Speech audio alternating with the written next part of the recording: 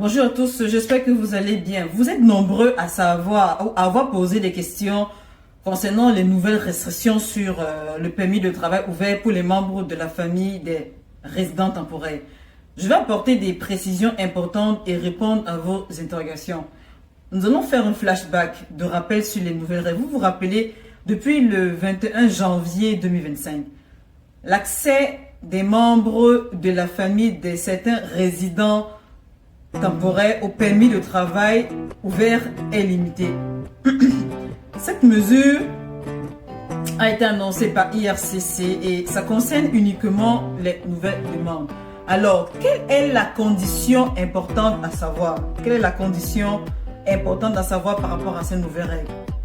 Le permis le permis de travail, oui, du demandeur principal. Quand je dis demandeur principal, je parle de votre conjoint ou de votre partenaire, doit être valide pour encore 16 mois minimum au moment de faire la demande pour qu'elle soit acceptée.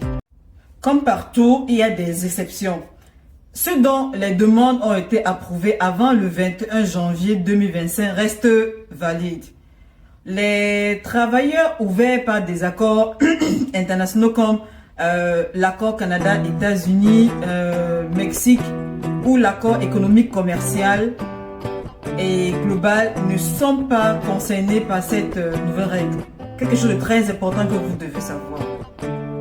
Aussi, je le dis bien, très important, je le répète, les membres de la famille d'une personne ayant déjà obtenu le CSQ, dont le certificat de sélection Québec, ne sont pas touchés.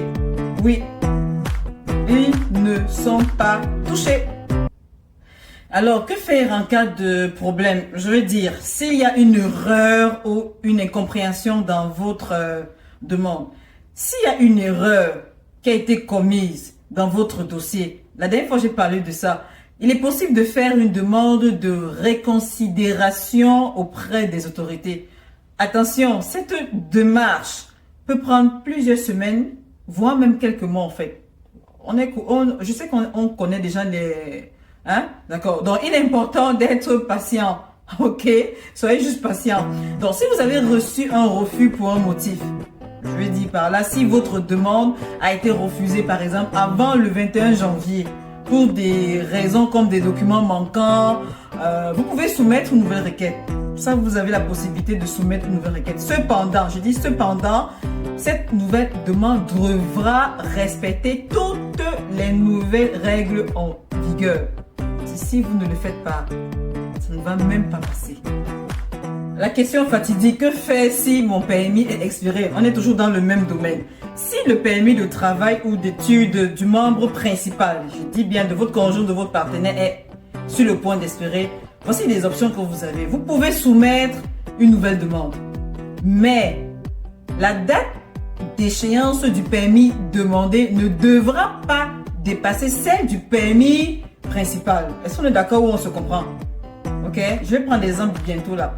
Donc, vous avez aussi la possibilité de demander une autre ou un autre type de permis de travail si vous êtes admissible. Développons un exemple par exemple. Imaginons une famille, un étudiant étranger, on va donner le nom de Marc, qui a un permis d'études valide jusqu'au 31 décembre 2025 et sa conjointe, sa conjointe Sophie, qui a un permis de travail ouvert basé sur le statut de Marc. Si le permis de Sophie expire avant celui de Marc, disons le 30 janvier 2025, si son permis expire, elle peut soumettre une nouvelle demande pour prolonger son permis de travail. Cependant, le nouveau permis de Sophie ne pourra pas dépasser la date d'échéance du permis de Marc, soit le 31 décembre 2025. Est-ce qu'on se comprend? Ainsi, même si elle souhaite demander un permis de travail de 2 ans, elle ne pourra pas recevoir un permis qui expire à la même date que celui de Marc. Est-ce qu'on se comprend un peu? Cela signifie quoi? Cela signifie qu'il est crucial pour le demandeur principal, dont Marc dans cet exemple que nous avons pris, de garder son propre statut valide afin que les membres de sa famille puissent eux aussi maintenir leur permis. Donc si le permis principal, celui de Marc, expire, sa conjointe Sophie, dont on a nommé, devra trouver une autre solution, comme demander un permis en fonction de son profil ou explorer les programmes pour lesquels elle serait admissible. Par exemple, un permis de travail basé sur une offre d'emploi spécifique, par exemple, elle pourrait bien le faire. Un résumé très clair sur ce que je suis en train de chanter depuis là.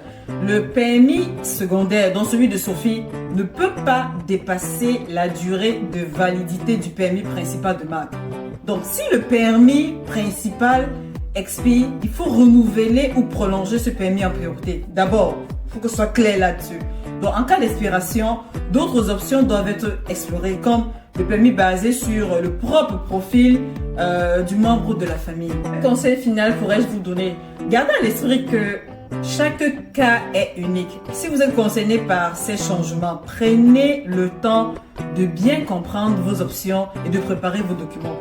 N'hésitez pas à consulter un expert en immigration pour maximiser vos chances de réussite. Je sais qu'ils sont chers, je sais, mais vous n'avez pas le choix souvent de les consulter. Allez, si cela vous tente, likez ou partagez la vidéo. Comme d'habitude, vous passez ou swipez comme une lettre à la poste. Merci et à bientôt.